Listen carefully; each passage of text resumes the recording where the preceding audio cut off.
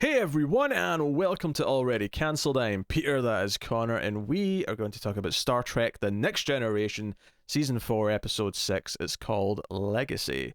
So, full spoilers for the episode, as always. This episode takes us to Tasha Yar's homeworld, in which we meet her sister, who, if you had told me this was Linda Hamilton's twin sister, which she does have, in fact, sadly, Linda Hamilton's twin sister just passed away this last week. I saw that headline. I didn't see that on Twitter. Yeah, and I knew she had a twin sister because they used her in one of these scenes from the extended version of Terminator 2. There's a scene where she's operating like on his head, and there's like a reflection, but it wasn't really a reflection. It was like just like a little like hole in the wall where there was like mimicking the actions on the other side, and they used their twin sister for the like what you could see partially the reflection. I think very convenient for any actor. Yeah, especially if your twin decides to become a stunt person. Like, oh, that's like best case scenario. I know. They'll take one for the team. The team being me. But yeah, but no, this woman who plays the sister looks very Linda Hamilton-esque, I thought. She does, yeah. It was the first thing I thought when I looked at her. Even not that Linda Hamilton ever had this exact hair, but it's such an like a kind of over the top 80s, 90s, early 90s haircut. It is, and you know, like say her facial structure. Yeah. Similar, yeah. So when they said they were going to this planet, right, specifically they're going to a distress call for a ship that's over the top, and this planet's got a lot of strict rules about any like outsiders that come in, they'll be shot on sight kind of thing. And because this ship's malfunctioned or whatever, these crew are going down, two in particular. When they said they were going to the planet, and I actually sort of thought to myself, wait, we're going to the rape gang planet? And I sort of said that in my head as a sort of facetious joke because, yeah, they probably thought that line was stupid and they would probably never mention the whole rape gang thing ever again. So imagine my shock when... so basically, they've got to the planet, they've been allowed, or they're at least sneaking down to see if they can find the two survivors that have went down and try to get them out of there before they're taken by the locals and it could escalate. Crusher, Beverly Crusher, Doctor, is saying, no, I'm going down with the away team. I'm going down in case there's medical attention needed. This is my job. This is my duty, god damn it. And Worf, being a bit protective, says, no, this is dangerous. Tasha Yar spoke of rape gangs. I was like, they actually referenced the rape gangs. I did not expect a reference to that at all. But hey, so the actual gist of the episode, though, is that we meet her sister, and kind of an uneasy alliance forms between her sister and the crew of the Enterprise. Data, obviously at the forefront, kind of playing upon the fact that Data had a close relationship with Tasha, and kind of like, you know, this trust. Maybe she wants to like ultimately, because she kind of hates her sister at first. She sees her sister as a coward who like fled. Yeah. She's a coward who ran away from the planet of rape gangs. Yes. Yeah. How dare she? She should have stayed and fought. Yeah. And it's about her kind of learning what type of person her sister was, and ultimately, you know, maybe she'll be tempted to actually take a better path and leave and go to Starfleet and all the rest of it. But we'll get into the gist. Did you enjoy Legacy? Some of it. I thought it was a very ambitious episode where I feel like if this had twice the length of time, I could see it being quite good. Mm-hmm. As it was, I felt quite rushed and quite a lot of problems because of it. Yeah, I think it's a bit of a mixed bag. I think the intentions and the sort of the idea that the crew, because ultimately she does betray them, and she's actually just wanting to basically weaken some defenses so that all her like not gang, maybe that's not the right word, but her side of the conflict, right? Because there's like a war going on in the planet between the two factions. Yeah. And her side, she wants to like sort of open a door for them so that they can all come in, and obviously that'd be bad for Starfleet because then Starfleet have inadvertently assisted in a lot of bloodshed, and you know, obvious reasons why that's not good. And this element for me was quite frustrating because there's a lot of stuff with her kind of getting close with Data and seemingly becoming his friend and kind of asking him how he feels and like what it means to him to be a friend if he doesn't have feelings, and he kind of explains it in a really interesting way. He talks about how he gets used to people being there and then he misses them if they're not there, and how he kind of like, you know, that's how he sort of realizes who's a friend and who's not. And at least at this moment where he says to Picard that he, you know, he's become used to her, and it sounds like a really cold thing to say from anyone else, but from Data, it's like, oh, that's actually quite sweet given the context. Yeah, there's context to it. That's the important part. But it's kind of, I don't know, something about her never feels like we ever for a second think she's not actually just using them. So when the moment comes where she turns around and points the phaser at one of the officers and has this kind of face off with Data, it's just kind of like, yeah. Well, yeah. It makes them all feel a bit dumb for going along with it, I guess. And it does. They try and justify it as, oh, we wanted to see Tasha, and I'm like, I don't know. It's the sort of thing where if this was a 90-minute sci-fi movie that isn't Trek, you take out the history of the character, right? And you just, this is your property, this is your first movie. I could see myself having a lot of fun with it. Not necessarily that it would be a good movie, but I could see it being really fun and grimy in that kind of that 80s 90s sci-fi way. Sure. I do think it could work with the backstory though. I think that speech that Picard gives to Riker when because Riker's pissed at the leader of this faction. He's on the comms at the end saying, hey, blah blah blah blah, like, how dare you, and all this. And he wants Shara, that's Tasha's sister. He wants her back. Sorry? Well done remembering the name like that. But he wants her back, and Riker's like, well, she assaulted 2 Starfleet officers. You really think we're just going to hand her over? And Picard ultimately just shuts him up because Riker's getting into a shouting match, and Picard just sort of says, nope, stop this right now. Yeah, the guy goes, you got no jurisdiction. I'm like, he's right, isn't he? Like, shouldn't they just hand her over? Isn't this what Starfleet usually does? I think it's different because she assaulted some of the officers, though. I mean, maybe. She made a deal with them and then assaulted them. Like, I feel like there is actually enough here to say, no, she... Would you not have extradition clauses? Maybe I'm overthinking Star Trek. I don't know. I think maybe I'm giving them too much credit. Overthinking this a little bit. I feel like this is... Because it's not like... This is not like a Prime Directive thing. This is like a planet who knows about space and spaceships. Oh, absolutely. I just assumed they would have some sort of extradition treaties established for things that when this happens. Can I get to the point I was trying to make? Jesus Christ. You can. And Picard makes this speech about how, we were all fooled. We all wanted to see something in her. We wanted to see some of Tasha in her.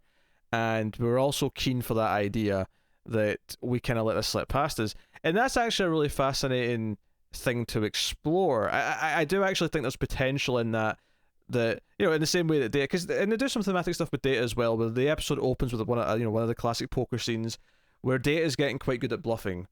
And Riker makes this bet with him afterwards to say, hey, I can guess what card you pick, and I'll even make you help me, pick it. And it's obviously he's just doing a magic trick, right? And, the others who are sitting there, Troy's like, Data, I wouldn't trust them. And Data just kind of at the end goes, well, in the circumstances I win because you cheated, and he just kind of takes all the money for himself. Which, on that, what are they gambling for? I don't think they had money. I don't think it's... Well, it's not real. I think it's just tokens. I think it's just... Yeah, but what's the point then? Well, what's the point of playing poker if you're not betting stuff on hands? Yeah. How do you know who's won at the end of the night? Like... No, but without any actual meaningful stakes, what's the point? It doesn't need to have stakes. People play friendly poker games that aren't for real money. Most people still play it for some money. Really, after all the poker scenes we've had of this crew, this is your question? It's something that's come up in my mind before, but I've always forgotten to bring it up, and then now it's just kind of I've finally remembered. I think it's because it is the big pile of chips that Data's pulling towards him at the end that makes me remember. It's not a currency. It's just it's what they've got to represent stuff for the sake of the game. This isn't that weird to me. I mean, I could maybe buy it for just the poker game, but when it's here at the end, it's like double or nothing. Essentially, it's like with Riker's doing his trick. I assume that has no meaning otherwise.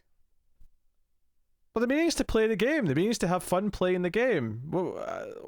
What are you not comprehending about this? Because so Riker's lost, and he's like, all right, well, I'll bring it down to this magic trick, essentially, right? I do this, I take it all. That's not playing the game anymore. This is trying to win his money back. I assume it's just whoever has the big pot, whoever has the biggest pot at the end is the winner for the night. Whatever. Who cares?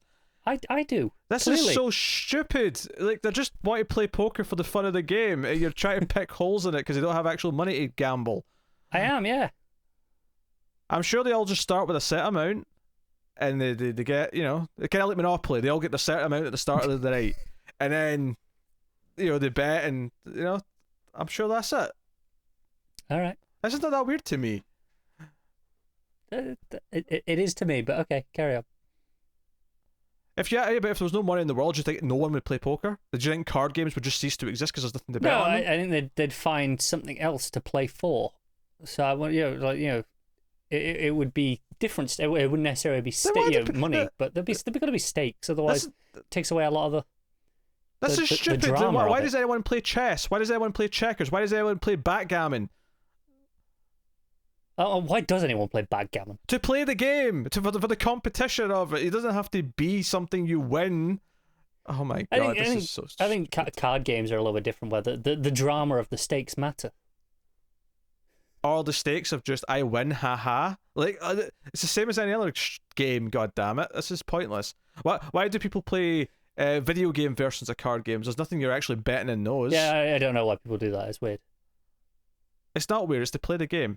This is... Oh my god. Can we get on with the goddamn review? We can, carry on. This is the second time you've swerved us into some stupid tangent in the middle of a proper point. I'll give you this one. The other one, I think, was more valid. What was I even trying to say? Yes. Playing the poker game at the start, the bluffing. Yeah. So the point that I was trying to make is that thematically this kind of sets up the idea of, you know, like, hey, clearly Data, this is kind of a trick. Don't, fall for it. But ultimately, at the end of the trick, he actually, because he's Data, says, well, this is how you did this, and he talks about what he did with his thumb and how he knew where the card was, and he points out the math. He was aware of it the whole time. Yeah. Which doesn't happen throughout the rest of the episode, and a big scene that he has with Riker at the end. In fact, it's the final scene, as he goes to him and he says, this betrayal, is anyone, ready for it? I was unprepared. And Riker says, well, no one really is. Like, we're all disappointed and we feel kind of sad about it. But of course, there is, she does claim that there was some genuine moments between them, and she gave him her Suicide Squad bomb that Beverly Crusher took out of her at one point. Yeah, apparently. So he's holding that at the end, and it's so like emotional at the end with the violin playing and the camera sort of in close as he looks up. I was like, you know what? If there's a moment where I'm going to point to and say he feels something, this might be one of those moments. Like, this is feelings. It is. I wish it was more deserved, right, throughout the episode with it. But I agree, just the moment itself is well played. Yeah. Because there's some beats here where Riker, again, kind of interesting, because they go down to the planet with her twice. The first time, she gets kind of hurt. Riker kind of goes off book a little bit to go save her, and when Picard questions him about it, he essentially admits that Tasha died on his away team, and he's always kind of felt responsible. So there was this kind of idea of not letting it happen to her as well. He felt this extra guilt. And I thought that was an interesting little touch. The idea that everyone kind of... And I don't know if we needed this, admittedly, because we've actually had a really good episode to kind of send off Tasha again. Like, we did that in season 3. But there is something interesting of having some of the characters here kind of explore how her death made them feel, or how they have processed it in time, and how being reminded of her kind of, what that awakens in them. Definitely don't call it a puddle. Yes, there's a whole scene where she's asking how Tasha died, and Data calls it an entity, but very malevolent entity. Yes, but very clearly never calls it a puddle. And even without calling it a puddle, she's like, "Oh, she went out like a chump. Like, I'll never die like that." Pretty much, because she's like, "Did she at least die in the glory of battle?" No, and he's like, not so much. Nah, I just kind of wanted to prove a point, so just killed her without any effort. It was really quite spectacular in how sad it was. And we also have to talk about her. She's wearing whatever clothes for the most part. they put her in it's very 80s sci-fi street clothes, right? Yeah, even though it's not the 80s anymore by the time. No, but that's still that's still the design. Yeah, but they eventually put her in this kind of like cotton onesie, blue unitard. Yeah, bit on the odd side. It kind of look. I don't want to necessarily say that there was some blatant camel toe on the screen, but it was rather form fitting, wasn't it? Yeah, like there's a point where she's standing. The first time she's wearing, she's standing next to Data, when he's at the computer on the bridge, and Worf kind of walks by and he kind of looks at her a bit weird. And I think the point of the look is that he's feeling kind of weird because he's at Tasha's old post, and that's what she brings up in a second. But my actual thought was that he was going, "Oh, I better not look down. Oh, there's the camel toe. I better not look at the camel toe." I'm not gonna lie, there was a lot more shots of her from behind when she was in that outfit. Like she was actively stood facing away from the camera a lot while she was wearing that, and I felt like they just wanted that on show.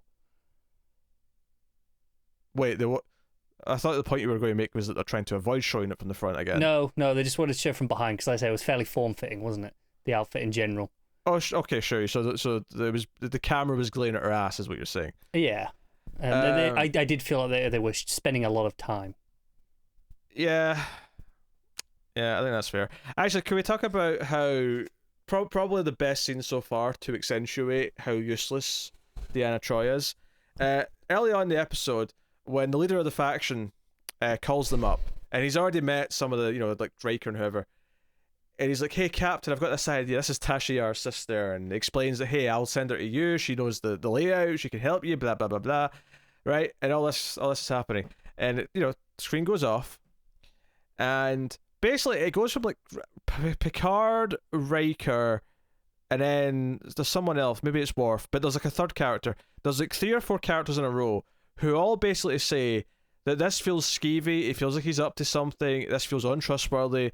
We can't do this. It goes through like 4 characters saying essentially the same thing and reaffirming the idea that we all know that we can't trust them. It gets to Deanna Troi at the end, who's supposed to be the empath who knows these things. He goes, "Yes.